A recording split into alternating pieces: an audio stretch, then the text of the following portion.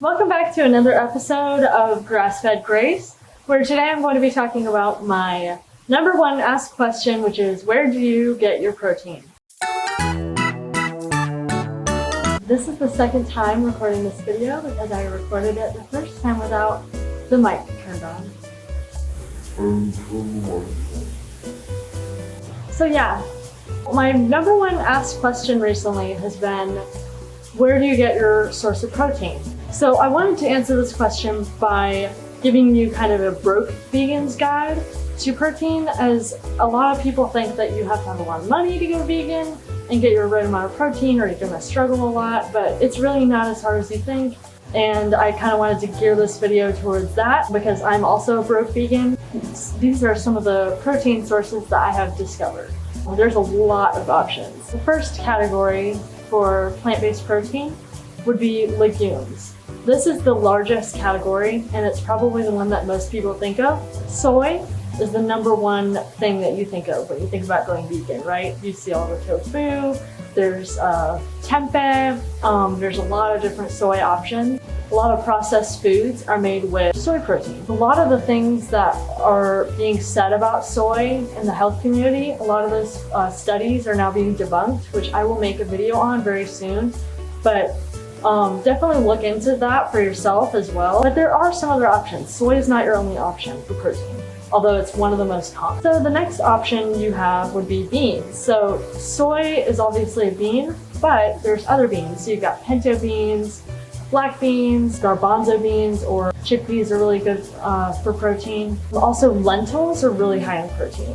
Just a really cheap option. You can buy bulk beans. I would definitely recommend if you're on a budget. You can either go for canned beans if you're in a hurry, or if you have the time, I would definitely look in the bulk section at Whole Foods. Sounds expensive, but if you bring your own bag, you can get a discount and you can weigh out your beans and buy them in bulk, and you're gonna save yourself a lot of money. And also, going back to soy products. So for soy products, it's a great way to save money because there's a lot of like soy burgers out there. Be careful to make sure that you are not being catfished by some of these companies though, because I've noticed if you turn the package around, particularly Morningstar products contain milk or eggs as well. So you need to watch out for those because sometimes they are not vegan. One of my favorite soy product companies, as far as like quick frozen options, would be Gardein. They are purely plant-based, so they're always going to be vegan, although I definitely still read the package. Gardein makes these beef crumbles, which have quite a bit of protein in them. If you're able to eat soy, I would definitely recommend you can add any kind of flavor to them. It cooks up in minutes. It's a great option. So there's also pea protein, which I'm not going to cover this a whole lot in this video. It's not as budget friendly.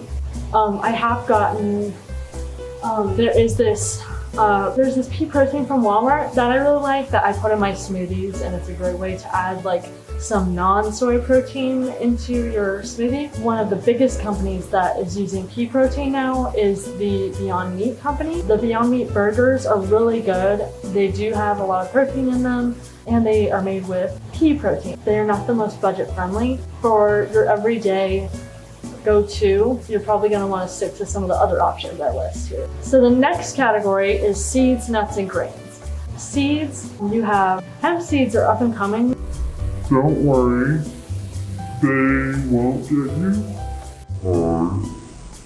Hemp seeds are really high in protein, and they also are small and tasteless. These hemp seeds I bought at Walmart. You can use these hemp seeds in almost any recipe. You can add them in your smoothies, you can sprinkle them on your salad. It'll just give your meal an extra protein boost. You can also buy hemp seeds in the form of protein powder. This protein powder I bought at Whole Foods. I really like it. It's tasteless compared to some of the other protein powders out there. You can't taste it at all. It adds quite a bit of protein to your smoothies. Also, chia seeds and flax seeds. These are both really high in protein. They are really small, so you can add quite a bit into your recipe. You can bake with them. Like if, let's say you have like a cookie recipe, you can add some flax seeds in for some extra protein. You won't taste it at all. It adds like a little bit of texture, but you're getting that Extra protein, right?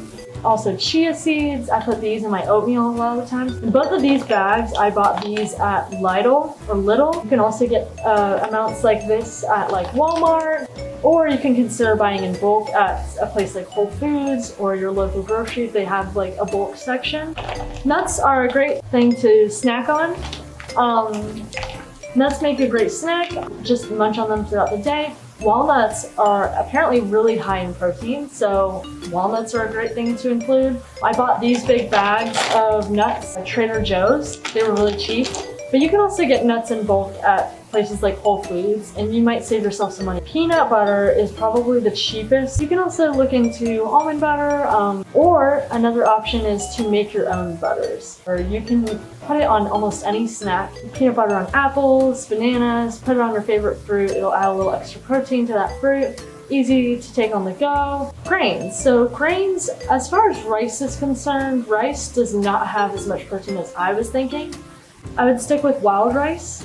Wild rice has the most protein out of all different types of rice. Quinoa is not that expensive to get. I found boxes of it, like little boxes, at like my local Harris Teeter. Or you can buy quinoa in bulk as well. Everyone's gonna laugh at me because this is all I eat at work. Oats. So oats are obviously a great source of protein, great breakfast. You can combine it with a lot of the things that I've already talked about. You could do like pretty much any kind of seed with your oats: hemp seed, flax seed, and chia seeds. One time I did all three. Fiber overload. Gluten protein. So gluten protein is pretty new and up and coming, I think. You are able to eat gluten, and let's say you're allergic to soy.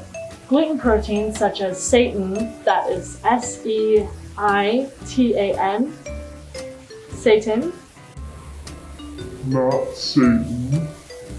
Seitan is a form of gluten protein that is high, very high in protein, and it's very similar to like tempeh or tofu. I've never tried seitan, which is part of why I'm keeping this part brief. I am going to make a video in the future of me trying seitan for the first time, or trying to cook with seitan for the first time, because I've never done that.